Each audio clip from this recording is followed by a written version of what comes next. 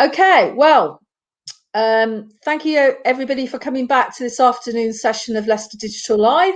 Our next session is about to start. I'm going to hand over to Chris Dowse from Anicca Digital. He's going to introduce himself. We'll just let it tick up till 2 o'clock because I know there's quite a few people will be joining us from lunch. Yeah, we've got over 170 people in the room, which is brilliant. So I'll turn my camera off. What I'll do, Chris, is I'll turn my camera off about I'll turn it back on again about 5:02. And if there's any questions or anything, you can obviously answer them afterwards. Okay, over to you. Thanks a lot. Cool. So I've done my talk on a few things. I've picked 5 of the things that I come across most commonly when we start talking to clients at Anicca. It's kind of a mixture of their frustrations and mine, basically. And it could have been more than 5, but 5 seemed to fit quite nicely into 30 minutes. Just a few things to kind of set the scene, because I'll use these to provide a bit of context sometimes as we go through. So that's me back when I could get into a barber. As you can see, I'm suffering the effects of lockdown 3. But I've been head of paid media strategy at Anicca since April 2019. I've got about 10 years, nearly 11 now, of creative and media strategy, working both in agencies but also client side as well. I've worked on brands, the NHS, the National Trust, Centre Parks, and a load of other kind of B2C and B2B brands, as well as a lot in the third sector as well, so charities and public sector stuff as well. I've got a 9-month-old German Shepherd, who I'll use a lot to provide some context as we go through. I've also got a very lazy cat who has been probably one of the largest obstacles to working at home. I buy a lot of tech, but I also research it incredibly heavily before I buy anything. I'm a Nottingham boy, so I live in Nottingham. Even though Anicca is a Leicester agency, I usually commute. And most recently, I'm going through the pains of buying a new house / selling my current one. And again, I'll lean on that quite heavily as a point of reference for some of my examples as we go through. So, number 1. So this is something that we get a lot, and it's where basically a business is trying to use one channel or one tactic to try and do everything. And we've kind of all seen examples of this. All of the money is going into, say, Google search, and pretty much their entire marketing strategy or media strategy revolves around Google search, for example. But it's really important to understand you can kind of put most media into one of 2 groups in terms of the ways in which you can target. And obviously Google stuff is pretty much, the Google search stuff falls into that bottom one, intent. So use available targeting to show me services and products I'm in market for considering based on my specific keywords, or retargeting, or customer data, or stuff like that. So with the intent stuff, it's great, and it's often shows us a really good return on our ad spend, because we know that the people that we're targeting are kind of predisposed to what we're about to offer them, or what we're about to kind of encourage them to look at. And so it's fantastic in terms of capturing those people who are ready or very near to ready to buying. Also, if you're using things like retargeting or customer data, then you probably already know that they are the perfect customer for you, and you're just timing your media in line with their purchase cycle. But then you've got the interest stuff, and this is the stuff that I think sometimes brands tend to struggle with a little bit more, and it's where you're using available targeting to show services and products that might be interested in learning about. And we have to lean on targeting tactics like demographics, interest, and lookalikes. The problem with these is that they're quite often a lot colder in terms of being prospects for us, which means that they're probably further away from a conversion point. And the further away we get from a conversion point, you'll see as we go later on, the harder it can become to attribute back revenue. So the whole thing's a bit of a seesaw. So if you rely too heavily on interest-based channels, it means you're probably not going to be capitalizing on awareness and interest you've created, and you're potentially allowing competition to sneak in and steal those customers or sales from right under your nose at the very end. So if you've done an incredible job of educating people about your market or your services or the reasons why they might need your types of products, but then you're not following that up when they are ready to purchase with some more of that intent-based stuff, then you're leaving kind of the door open for your competition to come in. If you rely too heavily on the intent-based stuff, though, what's going to happen is that by the time someone gets to making a purchasing decision, and they're now in that kind of more intent-based, more focused phase of trying to find what it is they want to buy or sign up to, you've not touched their radar yet. You've not been there. You've not been kind of telling them why or establishing any kind of trust that you know what it is they want.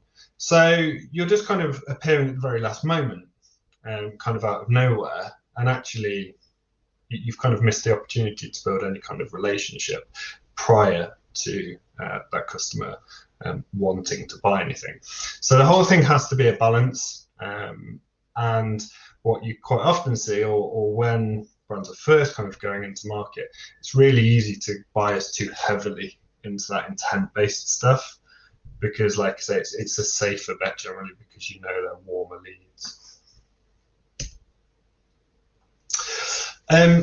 These are just a couple of graphs that kind of show this. So this isn't just my opinion, this is kind of proven. There's been lots of studies about this that kind of show what you kind of get in terms of the benefit if you just use Google, or if you use a combination of Google and Bing, or Google and search, or Google and Facebook. So that when you start to use channels combined together, the actual overall benefit is much, much better, even though you might not see proportional levels of attribution going back to each of those channels. And the same kind of applies, it's not just digital. I used to work in a lot of offline channels like out of home and TV. And you can see that if you use Google with YouTube, or if you use Google with TV, you can see an even bigger uplift in kind of interest. Okay, so that was number one. It leads nicely into number two, which is probably one of the other major frustrations that we get with clients, and it's not seeing every channel directly convert. And when we say directly convert, we mean attributable revenue or leads back to that channel or that advert or that campaign. So if you focus solely on what revenue can be attributed back directly to your paid media channels, then you're going to be disregarding a whole wealth of valuable data that can tell you a huge amount about your audience. And why? Because this is pretty much a visual representation of a lot of attribution platforms. There's some good talks coming up this afternoon about attribution and GA and all of those good things. So I'm not going to dig on attribution and GA too much, but I am going to kind of give my view on it. And it is basically like a piece of cheese. It's full of holes and partial holes. That mean joining everything up into one nice neat picture, if you're just relying on the in-platform analytics and attribution, is going to be difficult, if not near impossible, because of the way they talk to each other, because of the way they measure things and such. And the problems are because there's multiple platforms available. So you can use GA. You could, if you're using Facebook, that's going to give you its own analytics and attribution. So does Pinterest, so does Twitter. All of them will have some way of reporting their performance, but all of them will be measuring it slightly differently. And even if you plump for one platform, even if you hang your hat on just one of these platforms, even within that, there's multiple attribution models available. So there's last touch, there's first touch, there's position based, there's time decay, there's linear. Which one do you choose? which one is going to give the fairest representation of what you're trying to do. So even that is a point of discussion and contention. There's the problem of cross-device attribution. So obviously the likes of Facebook and Google do a very good job of deterministic attribution, where they know I'm logged in on my phone, they know I'm logged in on my iPad, they know I'm logged in on my laptop, and therefore they know I'm the same person. But that's not complete. That's not 100% reliable and coverage for a whole host of different reasons. So cross-device can be a real problem. There's missing channels in some of these platforms and lack of tracking capability. So if you're using audio, if you're using digital TV, then how do you feed that data? And how do you understand, how do you judge that by the same benchmark as your Google search or your Facebook? How do you understand what that's contributing versus the ones that you have got actual real-time data coming in on? And then there's everyone's favorite topic of changing privacy and tracking capabilities. In one hand, it's great. It gives us more security as kind of an audience and consumers. In another way, it makes our lives as marketers increasingly harder because some of our data gets taken away or anonymized or is only partial, and therefore it impacts what we can see as a complete picture. So there's lots of things available or happening that mean getting a completely joined up marketing picture is almost impossible if you're across lots of different channels. So if we start to look at, if we know that not everything is going to go back to necessarily the end revenue, the end sale, we can't take our £1,000 revenue and divide it equally or fairly amongst everything that might have happened in that user's journey to spending that £1,000. What we can start to do is put the channels in their place and understand, well, what was the channel designed to do? What was the channel expected to kind of generate for us at that particular stage in the buyer's journey, knowing that the sale comes last. So that's probably going to go or be attributed to the last few channels, especially if it's something quite high consideration. Well, the beauty of having so many platforms is that there is a wealth of data. So when we're looking at our social stuff, we can look at likes and shares and comments. If we're looking at our digital TV like Sky AdSmart, or our YouTube, or our video in social, we can look at the number of completions, how many people fully watched our kind of video. When it gets to our people's behavior on our site, if we know they generally will come for a first visit or a first few visits, what's the session duration? How many pages per session are they taking in? And if it's something that they're probably going to want to trial or want to have a look at first, we can look at things like downloads, webinar views, product demos, and stuff like that. So having all of these metrics and saying, actually, these are what we're going to measure success on at different stages in that buyer's journey, allows you to understand the value of each channel at different stages, rather than just saying, how much money can we say was a direct result of this channel?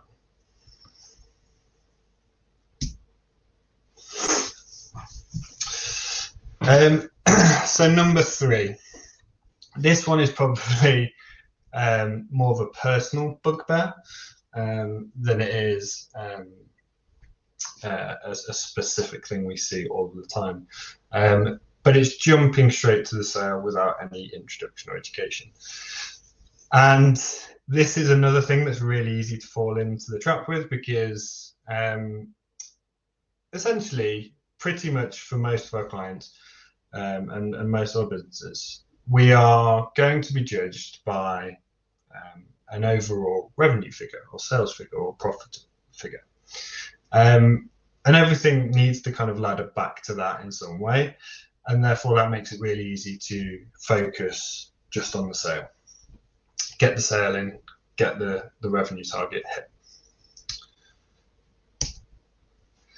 But if you turn up on my doorstep unannounced and just expect me to buy your stuff, I'm going to just slam the door in your face. That's my real world example. I wouldn't just expect someone to kind of rock up, go, hey, look at this, isn't it great? Do you want to buy one?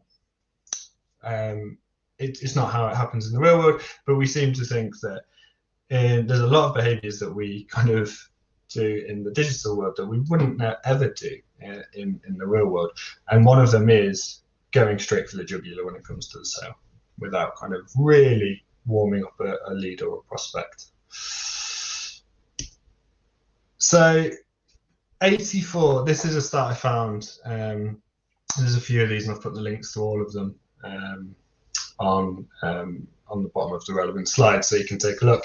So I've paraphrased a few of them, but 84% of people expect brands to create content. So that's a huge amount.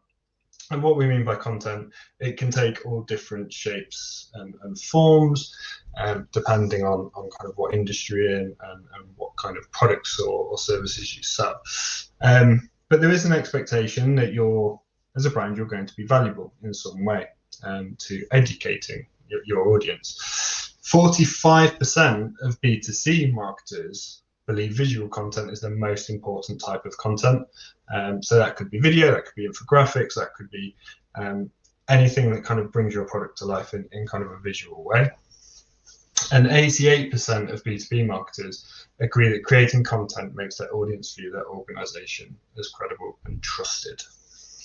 Okay, I've put those two words in blue because I think they're really important, especially when we go back to this idea of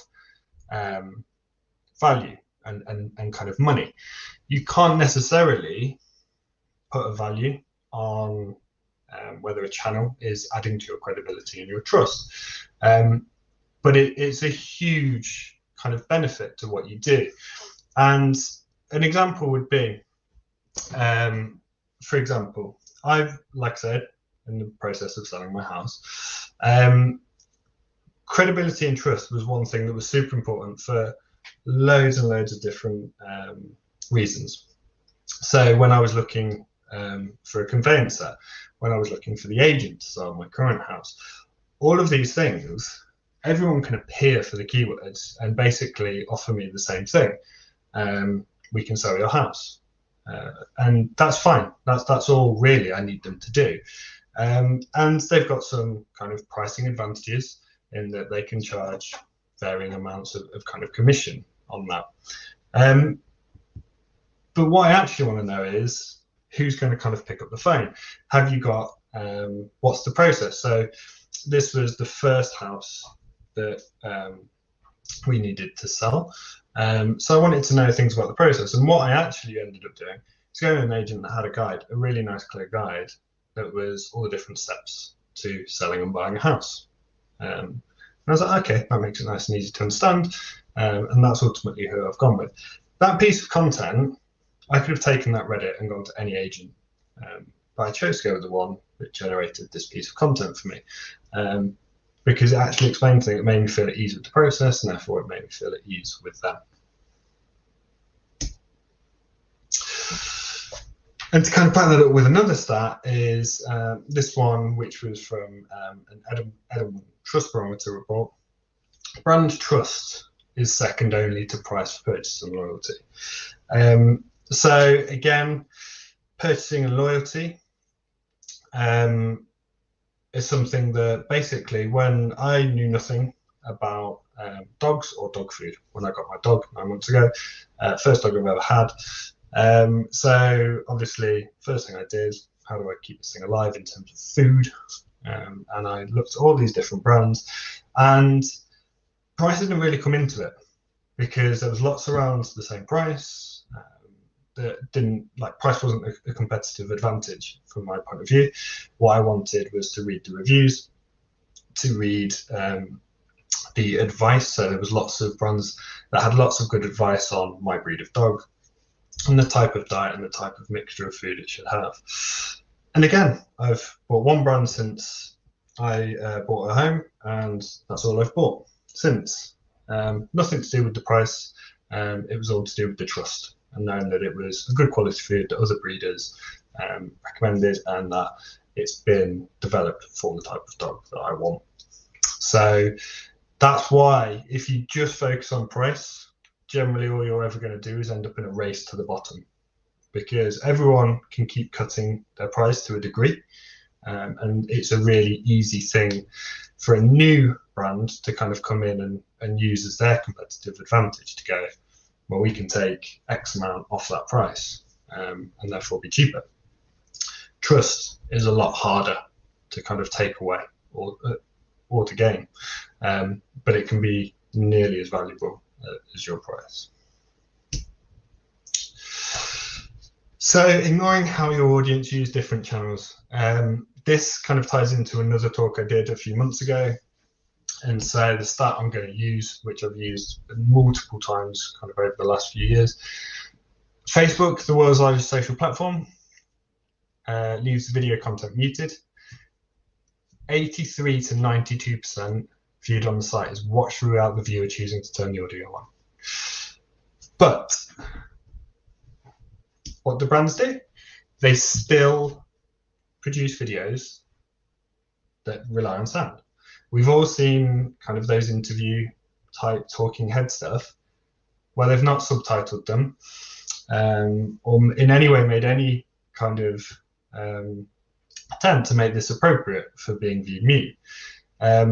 Brands make a nice expensive TV ad and then just put the TV ad straight on social without any kind of allowance for the fact that you're not going to hear that expensive music track or that celebrity voiceover or any of the audio side of it potentially. So time length as well is another thing that a lot of brands just don't kind of factor in. But Facebook, so if you're looking at videos for Facebook, less than 2 minutes is often deemed kind of the ideal time length. In Instagram, it's even shorter, less than 60 seconds. And studies have kind of shown that videos with the most comments have an average length of just 26 seconds. And then Twitter, 30 seconds or less, again, very fast moving, very short. And YouTube, even YouTube, where we probably go to view longer form content with audio on, 2 minutes is a good time length to keep viewers engaged. And obviously, there's specific ad formats. So in YouTube, you've got things like 6-second bumpers that will have their own kind of unique time constraints. But generally, paying attention to how long someone is likely to be engaged is key to making good video content for these channels. Because if you try to put a 15-minute video, limits permitting, on, say, Facebook or YouTube, chances are no one's going to make it to the end. And therefore, all that stuff beyond kind of the first 2 minutes is probably just a waste of everyone's time. And my last one, I promised I wasn't going to dig too hard on Google Analytics. I do think it's a fantastic platform, but as multi-channel marketers, from my point of view, it's the absolute bane of our lives, because it's been a valuable insight for us for decades, and it's fantastic. It really is, but it's great at understanding what happens on your website. It's a website analytics platform more than it is a marketing insight one. But we've kind of, I don't know, like I've been doing this 11 years, I kind of feel like I've grown up with Google Analytics being this source of truth. And it kind of is, but when I started to work in more multi-channel stuff, and especially when I started to work in things like out of home and TV, I realized Google Analytics doesn't really help you, because there's no way of kind of factoring in a lot of this stuff. It also doesn't take in anything that happens offsite. And obviously, working Anicca, a lot of the work we do is social and paid social. And that's fine when you're doing traffic and conversions, because that stuff does tend to come into GA. But there's lots of stuff, all of the engagement, the likes, the shares, the comments, the page follows, all of that stuff is kind of completely disregarded. It also doesn't award any post-impression attribution credit. And this is a whole source of debate in itself. We could probably spend half hour just talking about whether post-impression credit is a thing or not. But basically, if you say that post-impression has no value, then why does anyone spend on TV? Why does anyone do out-of-home advertising? The fact that someone has seen it, that you've been in front of them at some point during their day, just because they didn't click it there and then doesn't mean so they haven't acknowledged it. And so I think post-impression does have its place in an attribution model, but obviously GA doesn't allow for that either. And by default, the look back window is only 30 days. So my other problem with this is fine for kind of smaller purchases, frequent purchases. What I don't like it for is high consideration stuff. I worked for a travel brand that had a very long kind of initial interaction to booking window, and 30 days just wouldn't have covered it, and therefore everything would have gone to kind of the channels at the very end of that user's journey, and nothing would have been given to the actual channels that started or inspired those customers to book. So it's not a particularly great look back window, especially for higher consideration, higher value stuff. But what can you do? So look at other attribution views to try and get alternative perspectives on performance. The link on this is a guide on how to set up Facebook attribution. I'm not advocating for it any more than I am Google. I think it's great. I think it does a good job of giving you a comparative view, and you can connect it to things like Google Ads and stuff like that, to bring in more channels than just Facebook. But what it does do is give you the ability to look at that post impression stuff for your Facebook and Instagram traffic. So set that up. It's another free one, and it's just going to give you a different view. But what if all Google Analytics is all you have and it's all you're able to set up or whatever? All I would say is dig a little bit deeper. I hate last touch attribution modeling, and I think it's a potentially misleading lie. But like I say, don't just take my word for it. This is a guide by Neil Patel, which I think is fantastic. And he's summed it up in the title there, why last touch attribution is lying directly to your face. I agree with him. I think it is. I think there's lots of other models. If I was to pick one that I think is the fairest, I think it's a linear or even credit model. But just bear in mind that other stuff that I said on the previous slide about even if you change that model in Google, you're not going to be seeing that post impression stuff. And you're not going to be getting any of the other good stuff you might be doing in terms of audio or TV. And your look back window is still going to be 30 days unless you change that as well. So thanks for watching. Thank you very much, Chris. Good timing, 3 minutes to go. So there's quite a few questions in the Q&A and in the chat for you to answer. Okay. But if you could answer some of that as well. We've got quite a B2B audience today. So I think there's a few people asking about, does this work with B2B? And I think our experience is that it does, doesn't it? Yeah. You can use quite a lot of these integrated approaches with B2B as well. So yeah, I think they're just as important for B2B. I think the start I had around the middle about the content and understanding kind of the value of where content can help you with B2B. B2B is one of those where you might not have the mass recognition as a brand, especially if you operate in quite a niche, or you're an emerging kind of brand that's trying to disrupt a specific sector.